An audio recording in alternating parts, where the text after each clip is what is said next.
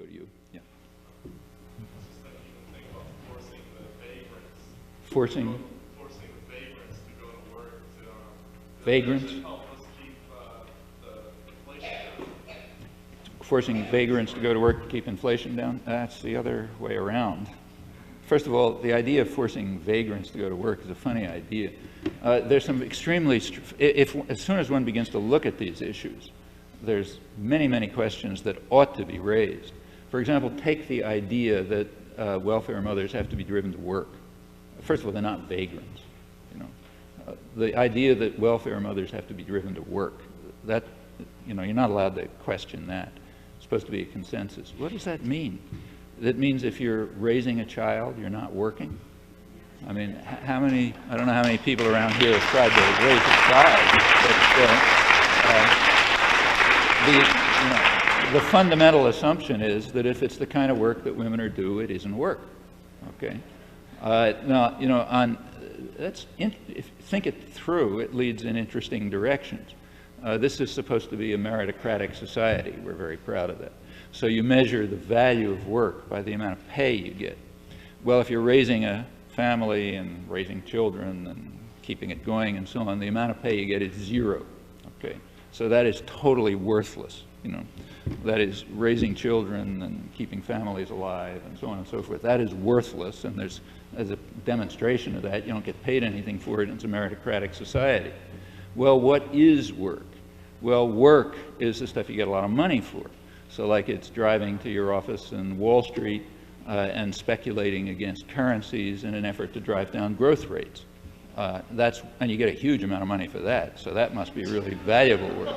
So those guys don't have to be driven to work because they're already doing extremely valuable work, but somebody who's raising a child has to be driven to work because they're not doing any work.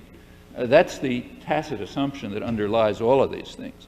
Well, you know, sort of begin following through on those assumptions, and lots of interesting consequences follow. So the idea that anybody has to be driven to work is, I mean, you can't even discuss the topic because it begins with utterly outlandish premises about what work is, you know. And I should say, even if you pick the craziest University of Chicago hypotheses, it doesn't make any sense even on those grounds. I mean, everyone agrees, every economist agrees that if you want to be serious, you can't talk about human beings as if they're creatures with rights and so on. You have to talk about them as capital. So there's something called human capital, you know, which means how much a human being can contribute to growth, let's say. That's called human capital, like do you have enough to eat, and are you strong enough to get out of bed in the morning, and so on and so forth. Okay, if all that stuff increases, you're increasing human capital. If you want to be serious, you have to talk about it this way. So what increases human capital? Well, you know, mothers raising children. That's what increases human capital.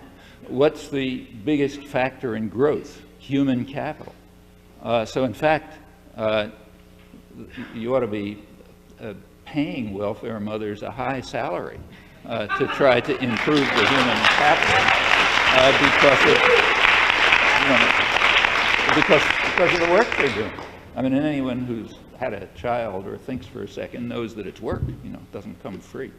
And that's only a piece of it, of course. In fact, the whole story unravels completely as soon as you begin to look at it seriously, so that you can't even enter into discussion about driving people to work. However, on the narrow point that you mentioned with regard to inflation, it's supposed to have the opposite effect. Here there's an serious internal contradiction in the whole story. There's a thing called the natural rate of unemployment, or some name like that. The idea is, you know, there's some mythical number, and it keeps changing depending on, you know, what purposes you're trying to achieve. When employment goes above this mystic number, inflation is supposed to go up. There's a good question about whether it's good or bad for inflation to go up, but let's say it's bad for the moment. That means you have to keep that. You have to keep unemployment up to that number. Well, there's another reason for paying people to stay off the labor market. Because when they go into the labor market, what they do is drive that number down, and that's bad because that undermines the natural rate of inflation and so on. I mean, the whole thing is such a tissue of internal contradictions and absurdities and so on that it's really hard to discuss. And I frankly think that you shouldn't be trapped into entering into the discussion on the premises in which it is pursued. like the premise that says if somebody's raising a child, they're not working. On the other hand, if you're speculating against currencies and making a mint, you are working, even though the effect is extremely harmful. The effect is precisely to drive down growth rates. That's the point. Okay, and that's just one example.